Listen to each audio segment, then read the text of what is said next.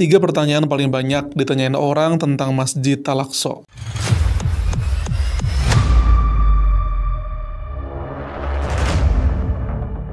Teman-teman, Masjid Al-Aqsa adalah satu masjid yang disebut secara langsung sama Allah Subhanahu wa taala dalam Al-Qur'an. A'udzubillahi minasyaitonirrajim. Bismillahirrahmanirrahim. Subhanalladzi asra bi'abdihi lailan minal masjidil harami ilal masjidil aqsa. Maha suci Allah yang telah memperjalankan hambanya Nabi Muhammad dari Masjidil Haram ke Masjid Al-Aqsa. Literal banget disebut sama Allah Subhanahu wa taala. Dan kenapa hari ini pembicaraan tentang Masjid Al-Aqsa banyak banget ditanyain sama teman-teman? Satu alasan terbesar adalah karena hari ini di antara 3 masjid, Al-Aqsa, Nabawi, Masjidil Haram, Al-Aqsa adalah satu-satunya masjid yang dijajah, dinistai oleh Zionis Israel. Beberapa hari yang lalu, di awal Agustus, ekstremis Israel dan pemukim ilegal dipimpin sama menteri mereka, Itamar Ben-Gvir, datang ke Masjid Al-Aqsa dan membuat sebuah ritual di pelatarannya. Kalian tahu itu ngapain? Mereka merayakan sebuah hari bernama Tisha B'Av.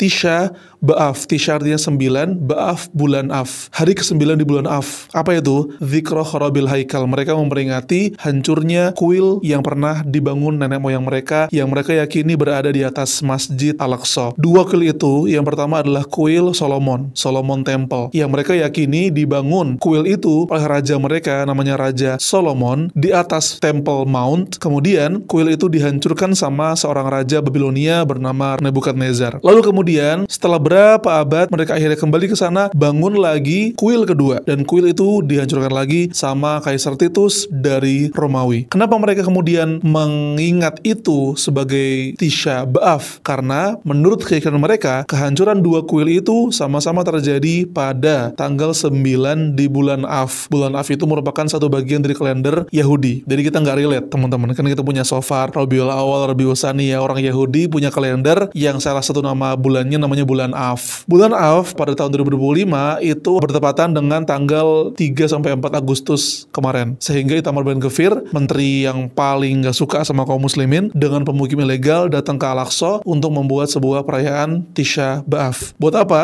Mereka pingin sekaligus mengenang kehancuran kuil pertama dan kuil kedua. Ada sebuah impian yang mereka ingin terjadi, yaitu pembangunan kuil ketiga. Pembangunan kuil ketiga itu tidak bisa tidak akan sangat merugikan Masjid Al-Aqsa. Kenapa? Karena mereka punya sebuah ungkapan, tidak ada artinya Palestina kalau belum merebut Yerusalem, tidak ada artinya Yerusalem kalau belum merebut Al-Aqsa, dan tidak ada artinya Al-Aqsa kalau belum menghancurkannya dan membangun kuil ketiga. Itu yang mereka pikirkan. Ada banyak yang pengen saya ceritakan, cuma kapan-kapan. Sekarang kita akan coba bahas satu persatu, karena mereka, para penjajah itu pengen banget untuk merebut Al-Aqsa, maka jangan sampai umat Islam gak tahu sama sekali tentang Masjid Al-Aqsa.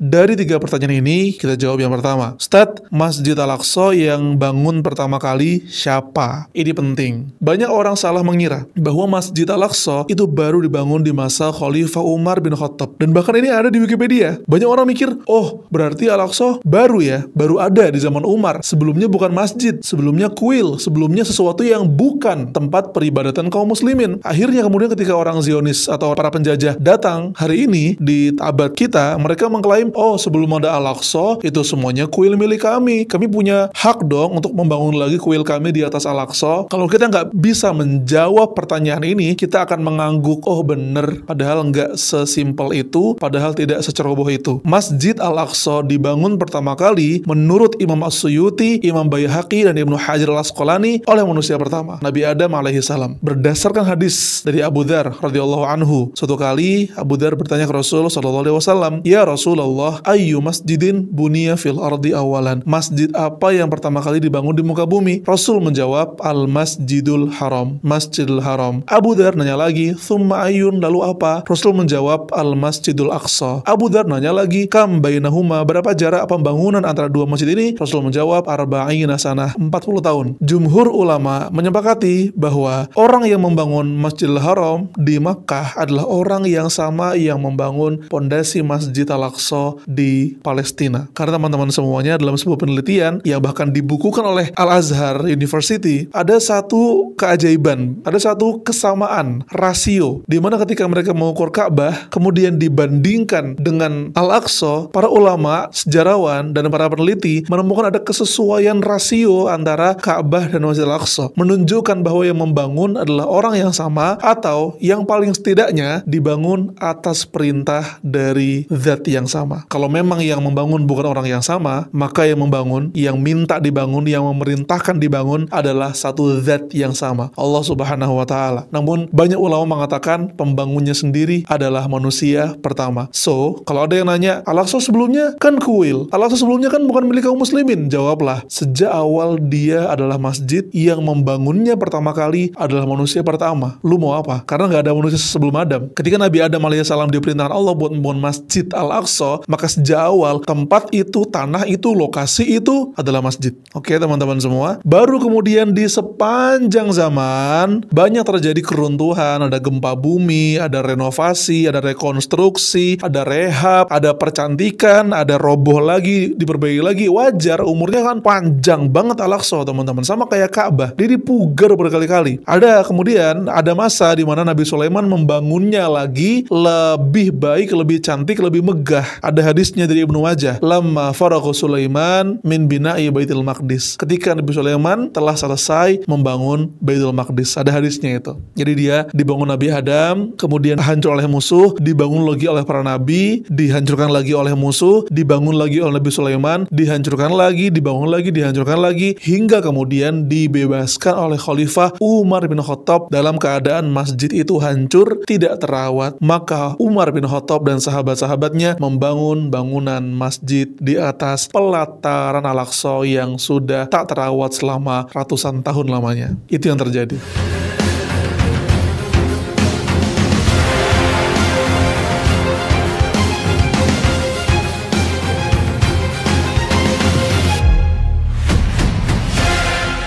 Yang kedua, Ustadz, kenapa namanya Masjid Al-Aqsa dan siapa yang namain? Keren banget. Masjid Al-Aqsa, kenapa namanya Al-Aqsa? Kalau teman-teman lihat peta, ada 3 masjid yang Rasul rekomendasikan untuk diziarahi. La tusyaddur rihal illa ila thalath masajid. Tidak direkomendasikan melakukan traveling kecuali ke 3 masjid. Masjidil Haram, Masjid Nabawi, dan Masjid Al-Aqsa. Nah, tadi lihat peta dan kamu akan menemukan jarak antara Masjid Al-Haram di Mekah dan Masjid Nabawi itu cenderung lebih dekat dibandingkan ke Masjid Al-Aqsa. Masjidil Haram di Mekah, kemudian 5 jam perjalanan kalau pakai bis sampai ke Masjid Nabawi. Dari Nabawi ke Al-Aqsa jauh teman-teman semuanya. Itulah kenapa disebut masjid yang paling jauh. Masjid yang paling jauh dalam bahasa Arab adalah Al-Masjidul Aqsa. Iya, kamu nggak salah. Al-Aqsa artinya adalah yang paling jauh. Nah, teman-teman menariknya, kalau kata Syekh Ahmad Yusuf As-Sayyid, ketika Allah mengabarkan kepada Rasulullah bahwa namanya adalah Masjid Al-Aqsa, jadi yang namain langsung adalah Allah Subhanahu wa Ta'ala. Bayangin, yang namain masjidnya langsung Allah. Allah berfirman pada Rasulullah, Subhanalladzi asra, maha suci Allah yang telah memperjalankan hambanya dari Masjidil Haram il Masjidil Aqsa, dari Masjidil Haram ke masjid yang paling jauh. Nah, Syekh Ahmad Yusuf As-Sayyid mengatakan, ketika Allah menggambarkan bahwa ada masjid yang paling jauh, itu artinya ada masjid yang jauh aja. Paham gak teman-teman? Allah seakan-akan menggambarkan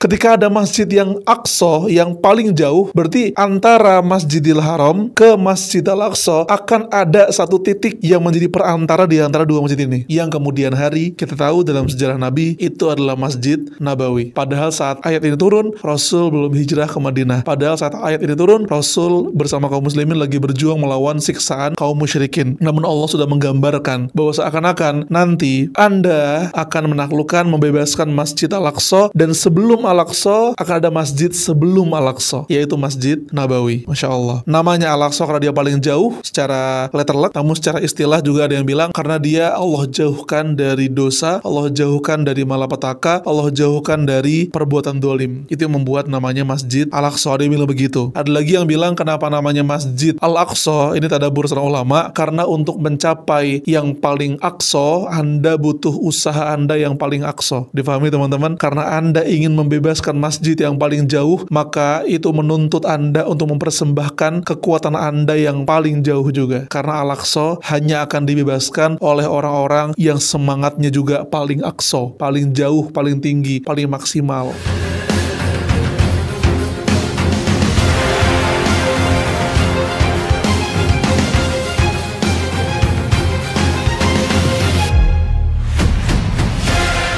Yang ketiga, ini paling banyak ditanyakan sampai sekarang. Apa benar Al-Aqsa yang asli itu cuma yang kubah abu-abu saja? Meskipun pertanyaan ini banyak ditanyakan, ulama kita tidak repot untuk menjawab. Antusias terus kok buat menjawab. Paling baru teman-teman semuanya ada Robitoh, perkumpulan ulama sedunia, yang membuat poin-poin penting kenapa Al-Aqsa itu harus dibela. Dan di poin pertama, para ulama itu mengatakan Al-Masjidul Aqsa ismun li jami'il masajid dakhilas sur. Masjid Al-Aqsa adalah nama untuk semua bangunan sholat yang ada di dalam dinding. Di dalam dinding itu teman-teman semua, setidaknya yang teridentifikasi ada 7 bangunan. Yang paling terkenal adalah yang kubah warna emas, yaitu Dome of the Rock, Qubatus Sakhrah. Ada yang kubah abu-abu, silver, yaitu adalah Masjid Jami' Al-Qibli. Pertanyaannya, yang mana yang Al-Aqsa? Jawabannya, Al-Aqsa adalah nama untuk semua bangunan yang ada dalam pelataran itu. Kamu mau sholat di bawah masjid yang kubah emas, itu Al-Aqsa. Kamu mau sholat di bawah kubah yang abu-abu, itu Al-Aqsa. Kamu mau sholat di halamannya, selama kamu di dalam dinding, itu juga Masjid Al-Aqsa. Bahkan kamu sholat di musola bawah tanah, namanya musola Marwani, itu juga bagian dari Masjid Al-Aqsa. Yang sholat di dalamnya itu setara dengan 500 kali sholat dalam sebuah riwayat. Ada yang bilang 250